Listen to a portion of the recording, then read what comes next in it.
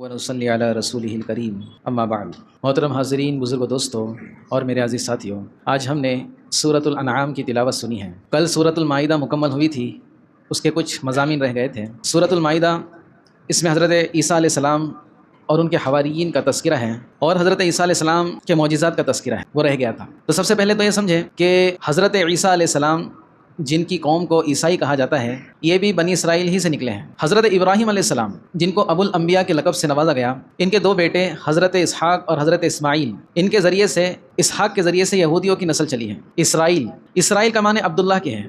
اسرائیل کا معنی کیا ہے؟ اللہ کا بندہ۔ سمجھ میں آ رہی بات؟ اور حضرت اسماعیل علیہ السلام کے ذریعے سے اللہ کے نبی صلی اللہ علیہ وسلم کی نسل مبارک چلی۔ تو معلوم ہوا حضرت ابراہیم علیہ السلام کے بعد جتنے انبیاء کرام آئے ہیں انہی کی نسل سے ہیں۔ تو حضرت عیسیٰ علیہ السلام بھی بنی اسرائیل ہی میں سے تھے، لیکن یہودی یہ حضرت عیسیٰ علیہ السلام کو نبی نہیں مانتے تھے۔ یہ حضرت عیسیٰ علیہ السلام کے بڑے مخالفین میں سے تھے۔ حضرت عیسیٰ علیہ السلام کے جو معجزات تھے اور لوگوں کے دلوں میں جو ان کی محبت تھی، تو ان کو یعنی یہودیوں کو بہت زیادہ حضرت عیسیٰ علیہ السلام سے حسد تھا۔ تو حضرت عیسیٰ علیہ السلام کو جس طرح انہوں نے بہت سارے انبیاء کرام کا قتل کیا، قرآن مجید میں ہم نے ابھی تک کئی مرتبہ سن لیا کہ یہودی جو قوم ہے، انہوں نے بہت سارے انبیاء کو قتل کیا ہے، تو اسی طرح اپنی ناپاک سازشوں سے حضرت عیسیٰ علیہ السلام کو قتل کرنے کی انہوں نے سازش رچی۔ اب اللہ رب العزت نے حضرت عیسیٰ علیہ السلام کو آسمانوں پر اٹھا لیا، اور یہودیوں نے جن لوگوں کو حضرت عیسیٰ علیہ السلام کو قید کرنے کے لیے اندر بھیجا تھا، انہی میں سے اللہ رب العزت نے ایک کو حضرت عیسیٰ علیہ السلام کی شکل دے دی۔ تو انہوں نے اس کو پکڑ کے قید کیا، اس کا قتل کیا، اس کو سولی پر چڑھایا، اور ان کو یہ لگا کہ ہم نے عیسیٰ کو قتل کیا ہے،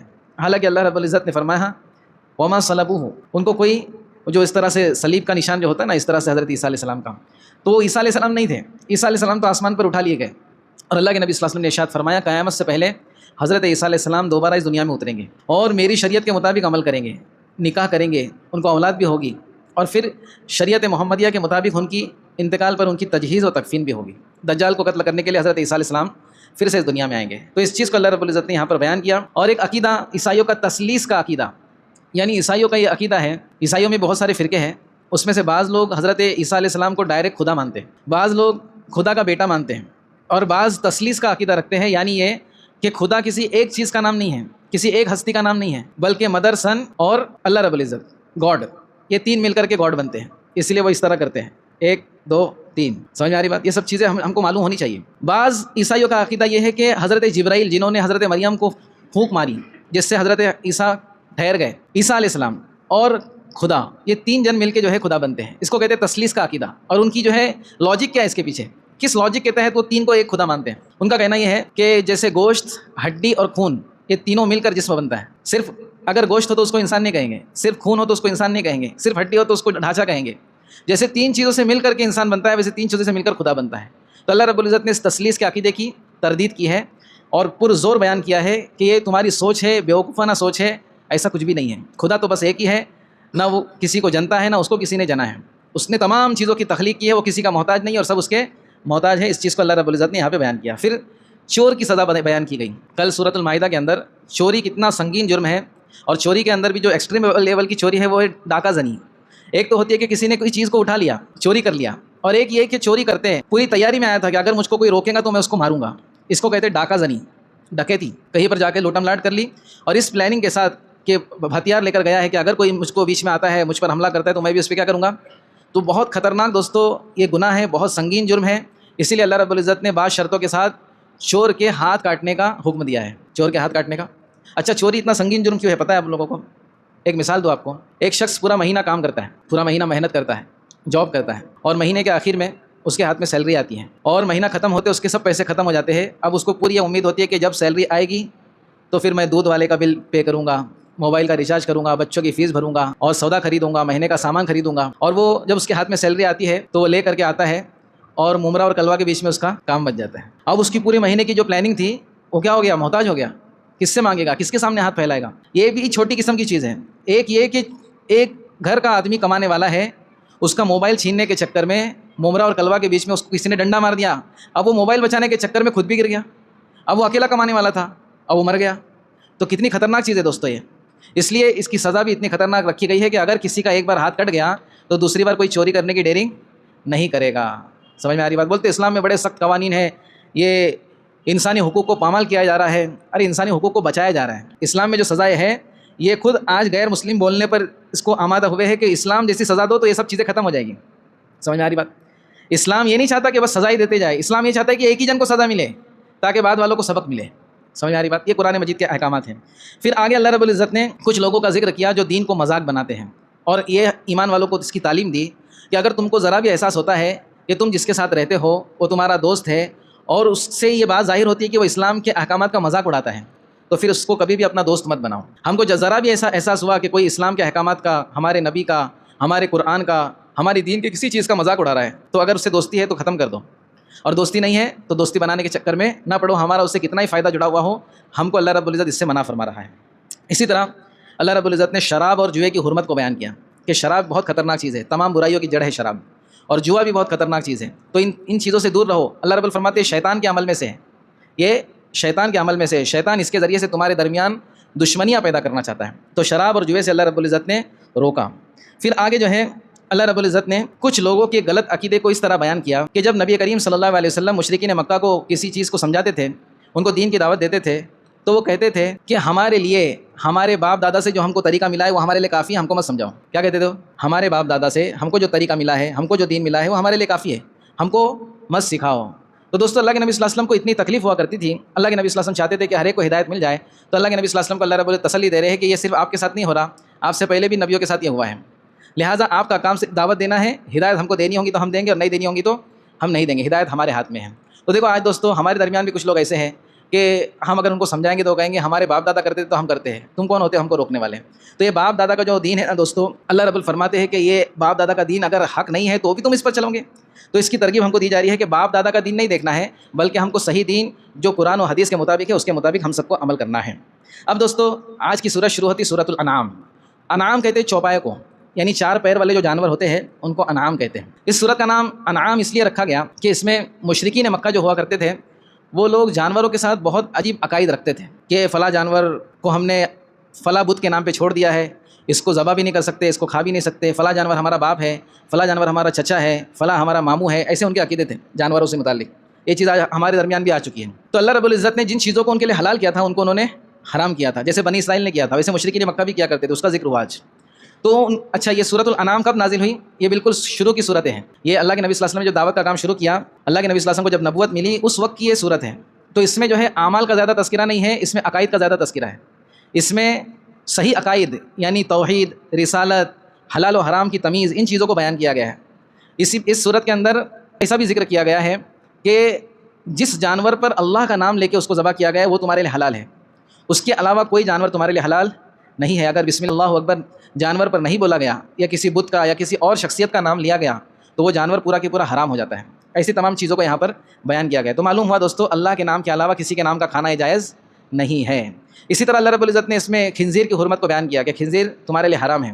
اسی طرح خون کا استعمال، بعض لوگ جو ہے خون کھاتے ہیں، خون جم جاتا ہے نا فوراً، قریشی حضرات جو ہے خون کو جما کے رکھتے ہیں اس کو بیچتے ہیں، تو جس طرح سے خون کا کھانا حرام ہے اس طرح اس کا بیچنا بھی حرام ہے۔ تو جو حضرات یہاں پر جو قریشی حضرات ہوں گے بغیر دل پہ لیے میری اس درخواست کو قبول کر لیں کہ خون بیچو مت بھائی، خون بیچنا بھی حرام ہے، جیسے خون کھانا حرام ہے ویسے خون بیچنا بھی حرام ہے۔ اب یہ بولیں گے نہیں بیچیں گے نہیں، اپن کوئی آ جائیں گا تو اس کو ایسے دے دیں گے، ایسا دینا بھی حرام ہے بھائی، خون نہ کھا سکتے نہ کھلا سکتے، سمجھ میں آ رہی بات؟ تو یہ چیز کو اللہ رب العزت نے یہاں پر بیان فرمایا ہے۔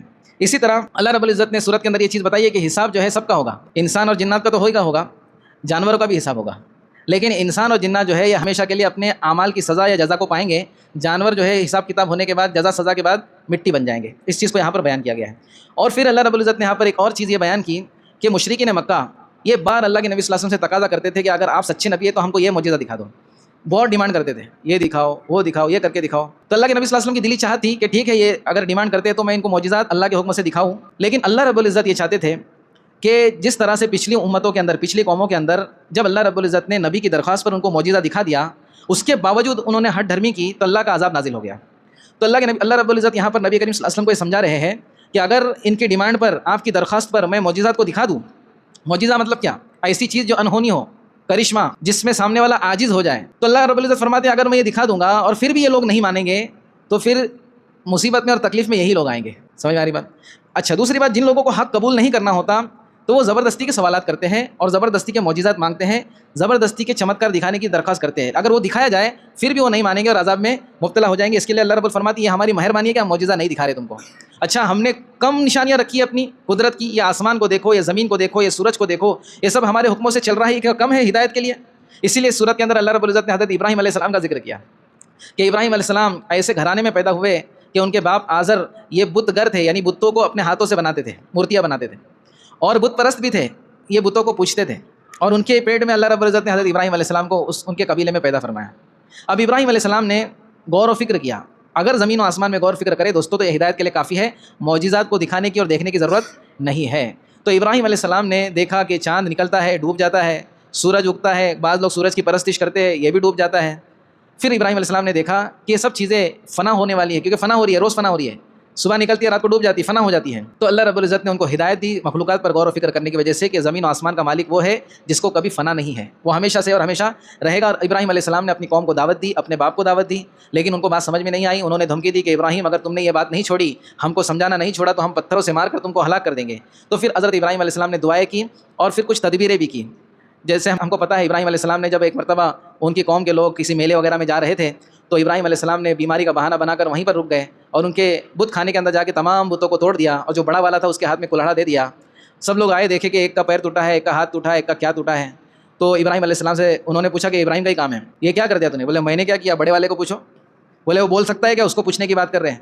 بولے یہی تو سمجھا رہا ہوں، نہ بول سکتا ہے، نہ ہل سکتا ہے، نہ کھا سکتا ہے، نہ پی سکتا ہے، تو کیوں اس کے چکر میں پڑے ہو؟ تو انہوں نے کہا پھر بھی عقل پر پردہ پڑا تھا نا، اتنی واضح دلیل دینے کے بعد بھی ان کو سمجھ میں نہیں آئی، تو انہوں نے مشورہ کیا، وقت کے بادشاہ کو اپنا ہم خیال بنایا اور ان کے باپ کو بھی اپنے فیور میں لیے اور کہنے لگے کہ ابراہیم کو اب جلایا جائے گا، جیسے اس نے ہمارے بتوں کے ساتھ سلوک کیا ہے ہم بھی اس کے ساتھ ایسا سلوک کریں گے۔ اور کئی دنوں تک لکڑیاں جمع کر کے آگ بھڑکائی گئی، اور پھر اس آگ میں ابراہیم علیہ السلام کو منجنیق کے ذریعے سے، جو منجنیق ہوتی ہے نا جس سے پھینکا جاتا ہے کسی چیز کو دور، اس کے ذریعے سے پھینکا گیا۔ اللہ رب العزت نے آگ کو باغ بنا دیا، سلامتی کے ساتھ ٹھنڈی کر دیا، اور ابراہیم علیہ السلام وہاں سے بچ کے نکل گئے۔ ابراہیم علیہ السلام کی والدہ کے لیے اللہ رب العزت نے آگ کے پردے ہٹائے، تو والد نے بھی دیکھ لیا اور اپنے زبان سے کہا ابراہیم کا رب تو رب ہے، آگ میں بھی جو ہے اس کو زندہ صحیح سلامت رکھا ہے، اس کو لباس اس کے لیے اتارا ہے اور اس کے لیے کھانے کا انتظام کیا ہے۔ اس کے باوجود دوستو جس کو ہدایت نہیں ملنی ہوتی اس کو ہدایت نہیں ملتی، ان کو ہدایت نہیں ملی۔ تو ابراہیم علیہ السلام کا ذکر اس لیے مشرکین مکہ کو خاص طور پر سمجھانے کے لیے ابراہیم علیہ السلام کا یہاں پر ذکر کیا، اور صرف ابراہیم علیہ السلام کا ہی نہیں، بہت سارے نبیوں کا ذکر کیا جن کی قوموں نے ان کے ساتھ برا سلوک کیا تھا اور عذاب کے مستحق ہو گئے تھے۔ اسی طرح اللہ رب العزت نے ہر ایک کو یہ دعوت دی ہے اور یہ سمجھایا ہے کہ کل قیامت کے دن تم سب اکیلے آؤ گے، میرے سامنے حساب کے لیے اکیلے کھڑا ہونا پڑے گا۔ تو ایسی تیاری میں آؤ اور ایسے اعمال بنا کے آؤ کہ تم کو اس دن پچھتاوا نہ ہو، ایسے لوگوں کو شریک مت ٹھہراؤ، ایسے لوگوں سے مدد مت مانگو جو خود بھی اپنی مدد نہیں کر سکتے۔ اس لیے ایک اللہ سے مدد مانگو، ایک اللہ سے لو لگاؤ، ایک اللہ کی عبادت کرو، تو میرے سامنے جب کھڑے ہوں گے تو میرے ساتھ تمہاری اپنائیت کا معاملہ ہوگا۔ کیسا ہوگا؟ اور شریک کر کے آؤں گے تو پھر میں اس شرک کو معاف نہیں کروں گا۔ اسی طرح ایک چیز بات کر کے ختم کر دے بات، اللہ رب العزت نے یہاں پر شیاطین من الانس والجن یہ بتایا ہے کہ شیطان تو شیطان ہے ہی، لیکن انسانوں میں سے بھی بعض لوگ شیطان ہوتے ہیں اور جناتوں میں سے بھی بعض لوگ شیطان ہوتے ہیں۔ تو یہ کون لوگ ہیں؟ جو انسانوں میں سے بھی شیطان ہوتے ہیں۔ تو دوستو آج بھی ایسے لوگ دنیا میں موجود ہیں جو شیطان کی پرستش کرتے ہیں، بال کی پوجا کرتے ہیں۔ بال ایک بت ہے بہت پرانے زمانے سے، قرآن مجید میں بھی اس کا ذکر آیا ہے، وہ شیطان کے ایجنٹ ہیں، اور یہ دنیا میں جو ہے آج کل جو ہو رہا ہے نا، یہ ایپسٹین فائلز وغیرہ جو مسئلہ ہے، یہ سب اسی کے جو ایجنٹ ہیں۔ تو یہ لوگ جو ہے نا بڑے لوگوں کو بلیک میل کرتے ہیں، اپنے اس میں لیتے ہیں اور اپنے آدمی کو تمام دنیا کے اندر حکومت پر بٹھاتے ہیں اور اس کے ذریعے سے کام کرواتے ہیں، اور اس کی پول اور اس کی سب کالے چھٹے ان کے پاس رہتے ہیں، تو اس کے ذریعے سے وہ جو ہے نا اس کو کنٹرول کرتے ہیں۔ تو یہ وہی لوگ ہیں جو انسانوں میں سے شیطان ہیں۔ اچھا نارمل انسانوں میں سے شیطان کون ہے؟ جو لوگوں کو مسجد میں آنے سے روکتا ہے، جو لوگوں کو بحثوں میں مبتلا کرتا ہے، ایسا کیوں ویسا کیوں، یہ کیوں وہ کیوں، اس کے پیچھے نماز نہیں ہوگی، اس کے پیچھے یہ نہیں ہوگی، ایسا ہوگا۔ یہ نارمل لوگ ہیں، نارمل شیطان ہے، یہ چھوٹے والے، وہ بڑے والے ہیں جو میں نے ابھی ذکر کیے ہیں۔ بہرحال ہم اس بات کی فکر کریں کہ ہمارے ذریعے سے کوئی فتنہ نہ پھیلے، ہمارے ذریعے سے خیر پھیلے یا کچھ بھی نہ پھیلے، فتنہ نہ پھیلے، یہ چیز کو اللہ رب العزت نے بیان کیا۔ اور اسی طرح لاسٹ میں آخر میں اللہ رب العزت نے یہ کہا کہ چھپے ہوئے گناہوں سے بھی بچو اور ظاہری گناہوں سے بھی بچو۔ یہ گناہ دو قسم کے ہوتے ہیں، ایک تو آدمی سامنے سب کے علامہ رہتا ہے، ممبر پہ بیٹھ کے بیان کرتا ہے، وہ سب چیزیں ہوتی ہے۔ ایک ہوتا ہے کہ آدمی جو ہے نا ظاہری بھی گناہ کرتا ہے، تو اللہ رب فرماتے ہیں دونوں سے بچو، کیونکہ اللہ دونوں دیکھتا ہے۔ لوگ تو صرف ظاہر والے دیکھتے ہیں، باطن والے نہیں دیکھتے، لیکن اللہ دونوں دیکھتا ہے۔ تو اس پر ہم دینداروں جو ہم دین کی شکل بنا کے بیٹھے نا، داڑھی ٹوپی جھبے لے کے بیٹھے ہیں، ان کے لیے بھی اس میں بڑی نصیحت ہے کہ چھپے ہوئے گناہوں سے بھی بچنا تمہارا کام ہے، ورنہ کل قیامت کے دن بڑا افسوس ہوگا، بڑی ندامت ہوگی اور بڑا پچھتاوا ہوگا۔ تو کریں گے اس کی فکر انشاءاللہ۔ اللہ رب العزت ہم سب کو عمل کی توفیق عطا فرمائے۔ سبحان اللہ بحمدہ، سبحانک اللہم وبحمدک۔